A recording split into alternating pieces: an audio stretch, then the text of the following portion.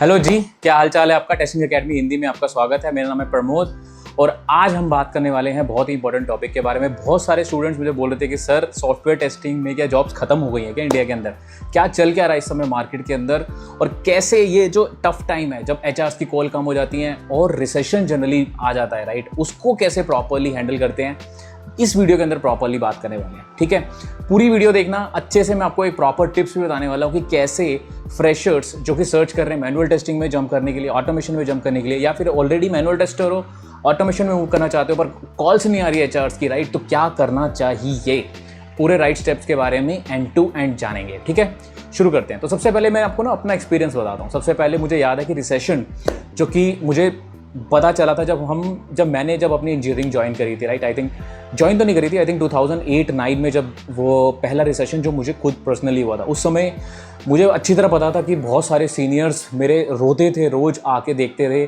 कि उनकी जॉब नहीं लग रही और बहुत ज़्यादा प्रॉब्लम्स होती थी, उनको एचआर्स की कॉल नहीं आती थी। ये मैंने खुद नोटिस किया था और उस समय हम शायद पढ़ रहे थे या फिर पढ़ना स्टार्ट करने वाले थे।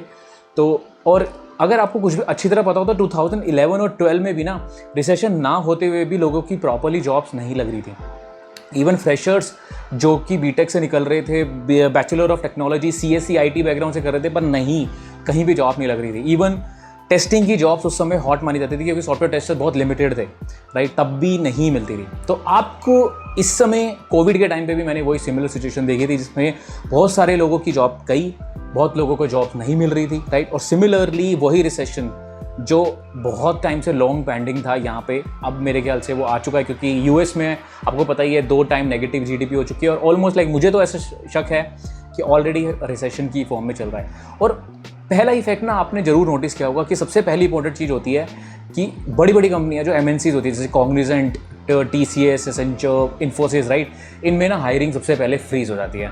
सबसे पहला इंपैक्ट आपने खुद देखा होगा, एज ए फ्रेशर आपने देखा होगा कि एचआरस की कॉल सेकंड स्टेप जो कि बंद हो गई होंगी आपको आनी, राइट। तो इवन अगर आप सॉफ्टवेयर टेस्टिंग में हो, डेवलपर में हो, कोई भी में हो रहा हो, आपको प्रॉपरली नहीं मिल रही होगी, कॉल्स ही नहीं मिल रही होंगी, आप अप्लाई कर रहे होंगे पर कॉल्स नहीं मिलते हैं, राइट। तो मैं आपको बताता हूँ कि प्रॉपरली आपको करना क्या है एग्जैक्टली, तो प्रमोद इस समय करना क्या है। तो मैं क्या ऐसा एडवाइस करता हूँ स्टूडेंट्स को और पर्सनली मैंने खुद क्या किया इसके अंदर, राइट। तो मैंने पता क्या किया था, जब भी कुछ ऐसा टाइम जब भी आता है ना, मैं अपनी लर्निंग्स पे फोकस करता हूँ। लर्निंग पे फोकस मतलब है कि एक्चुअली मैं आपको बताऊँ ऐसी स्टेजेस पे ही ना सबसे पहले मैं मैनुअल टेस्टर था, ठीक है।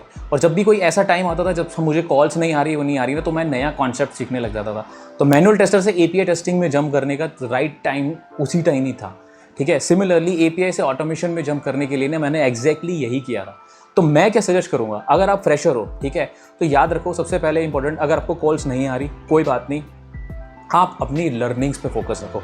लर्निंग पे फोकस कैसे रखोगे, आप माइंडसेट बना लो कि ठीक है मुझे सॉफ्टवेयर टेस्टर बनना है, मुझे पता है कि इसमें एक अच्छा करियर है, अभी अपॉर्चुनिटी कम है पर येस बाद में फ्यूचर में नवंबर दिसंबर में या फिर अगले year enough of the jobs आ जाएंगी, ठीक है। तो मैं क्या करूँगा, मैं प्रिपरेशन स्टार्ट करता हूँ। मैंने प्रिपरेशन स्टार्ट कर दी। आजकल मैंने आपको पहले भी बता चुका हूँ कि फ्रेशर्स को भी मैनुअल टेस्टिंग और एपीआई टेस्टिंग की नॉलेज एक्चुअली में मैंडेटरी हो गई है। तो आपको क्या करना है, यूट्यूब कोर्सेज देखो, कोई अगर आपको प्रॉपरली कोर्सेज पढ़ा रहा है तो वहाँ पे आप छोटी सी अमाउंट को इन्वेस्ट करके आप ज़रूर ले लीजिए, ठीक है। यहाँ पे लर्निंग पे फोकस करना बहुत ज़रूरी है। फिर इसके बाद क्या कर सकते हो, आप अपना ना स्किल भी चेंज कर सकते हो। फॉर एग्जांपल बहुत सारे लोग ना चाहते हैं कि मुझे सबको डेवलपर बनना है, राइट, सॉफ्टवेयर टेस्टिंग में जाना है। अब सॉफ्टवेयर टेस्टिंग के अंदर भी फर्दर डिवीजन है कि मैनुअल टेस्टर हो सकते हो, ऑटोमेशन टेस्टर हो सकते हो। इसके साथ साथ भी बहुत सारी नया सॉफ्टवेयर टेस्टिंग आ चुकी है, जैसे कि आरपीए रिलेटेड ऑटोमेशन आ चुका है, राइट, रोबोटिक प्रोसेस ऑटोमेशन हो सकता है, ईटीएल टेस्टर हो सकता है, डेटा एनालिसिस हो सकता है, राइट। तो बहुत सारी अदर जॉब्स भी हैं जहाँ पे और अपॉर्चुनिटीज़ भी हैं, तो वहाँ पे भी आप एक्सप्लोर कर सकते हो। पर अगर आपने चलो मान ही लिया है कि मुझे सॉफ्टवेयर टेस्टिंग में प्रॉपर्ली जाना है, तो मेरा सजेशन हमेशा ये रहेगा कि लर्निंग पे फोकस रखो, कोर्सेज लो, रेडी रहो, असाइनमेंट्स करके प्रॉपरली अपने रिज्यूम को प्रिपेयर रखो, ठीक है। इसके बाद आपको क्या करना है कि जो भी जॉब्स आपको दिख रही हैं, जो निकल रही हैं, उन सब में अप्लाई करते रहना है। गाइज मैं आपको बता देता हूँ कि जब मैं स्टार्ट कर रहा था लाइक मैनुअल टेस्टिंग के एक्सपीरियंस, मतलब मैंने बेसिकली जब स्टार्ट किया था जॉब सर्चिंग के फ्रेशर के हिसाब से, राइट, मुझे अच्छी तरह याद है मैंने 21 कंपनियों से मुझे रिजेक्शन आ गया था, डायरेक्ट रिजेक्शन आया था फ्रेशर से। जब मैं यहाँ तक कि रेडी था सॉफ्टवेयर सपोर्ट इंजीनियर को ज्वाइन करने के लिए कि सॉफ्टवेयर सपोर्ट इंजीनियर की जॉब ही मिल जाए उस समय। तो आपको हार नहीं माननी है, पहला स्टेप है हार नहीं माननी है।